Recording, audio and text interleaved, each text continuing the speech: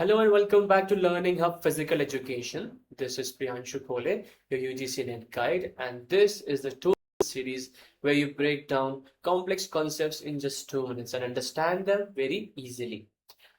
आज हम बात करेंगे हमारे इम्पोर्टेंट टॉपिक के बारे में, दैट इज अलाइड लिटरेचर। ठीक है, ये लिटरेचर रिव्यू प्रोसेस का एक सेकंड टूल है, सेकंड टाइप है, कॉल्ड द अलाइड लिटरेचर।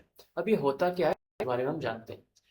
जो चीज़ें, जो डेटा, जो क्वेश्चन बैंक्स, जो पीडीएफ्स, जो कॉन्टेक्चुअल डेटा आपके रिसर्च प्रोसेस और रिसर्च वेरिएबल से इनडायरेक्टली या फिर एक कॉन्टेक्स्ट वाइज सिमिलर हो, है ना।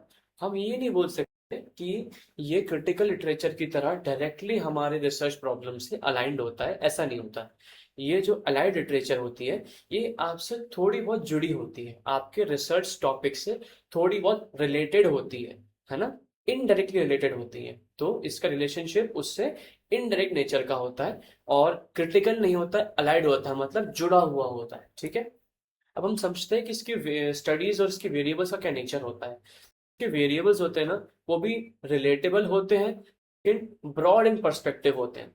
जैसे क्रिटिकल में इसके वेरिएबल स्पेसिफिक थे, जो रिसर्च टॉपिक है उसी तरह से आपको डेटा मिला था। लेकिन अलाइड लिटरेचर में क्या होता है, जो डेटा वो ब्रॉड सेंस में होता है, उस ब्रॉड सेंस के अंदर आपका रिसर्च फॉल कर सकता है, लेकिन वो एक ब्रॉड सेंस है और आपकी रिसर्च को वो गाइड कर सकता है, लेकिन रिसर्च में डायरेक्ट टारगेटेड हेल्प नहीं कर सकता। ठीक है, गाइड करेगा, लेकिन जो वेरिएबल्स आपके मेन रिसर्च में है उससे ये रिलेटेड होगा, लेकिन बिल्कुल डायरेक्टली रिलेशनशिप नहीं होगा। ठीक है, नेक्स्ट इज इसका डेप्थ क्या है, तो requires a broader summary to establish content. अब जितना वो ब्रॉड था, जितना वो नैरो था, उसमें स्पेसिफिक आपको डीप एनालिसिस करना पड़ रहा था क्रिटिकल लिटरेचर में। बट अलाइड लिटरेचर में आपको एक ब्रॉड पर्सपेक्टिव में चीजों को एक्सप्लेन करने का मौका मिलता है और आपका टॉपिक उसका एक ब्रॉड समरी बन जाता है, जो अलाइड लिटरेचर होता है। मैं आपको एक एग्जांपल देता हूँ। अगर कुछ मेरे वेरिएबल रिसर्च में सिलेक्ट किए हैं, है ना, मुझे अगर सेम वेरिएबल्स की कोई एक और स्टडी या फिर कोई बुक मिल गई, तो वो मेरे लिए क्रिटिकल लिटरेचर कहलाएगी।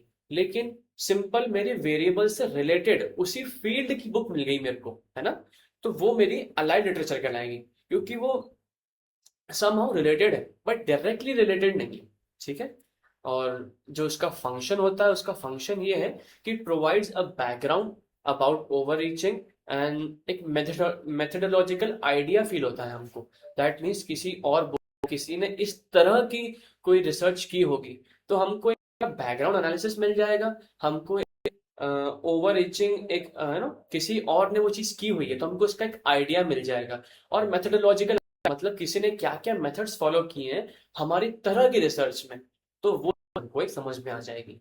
This is the complete relation between the allied literature and your study, जो वेरिएबल्स आपने खुद की हाइपोथेसिस में सिलेक्ट की है। ठीक है, तो अलाइड लिटरेचर थोड़ी रिलेटेड होती है, क्रिटिकल लिटरेचर बिल्कुल सेम या फिर ऑलमोस्ट सेम वेरिएबल्स के साथ होती है। ठीक है, कंटेंट स्पेसिफिसिटी क्रिटिकल की ज्यादा होती है और कॉन्टेक्स्ट ब्रॉडनिंग या ब्रॉडनेस आपकी अलाइड लिटरेचर की ज्यादा होती है ना। स्कोप कम किसका ज्यादा होता है, क्रिटिकल का, बट स्कोप वाइड और रिलेटेबल किसका होता है, अलाइड लिटरेचर का। ऐसे और इजी एक्सप्लेनेशन के लिए और इंफॉर्मेटिव वीडियोस के लिए फॉलो करें learning hub physical education and stay tuned, keep following our 2 minute series where we save your time and make you learn more. Thank you.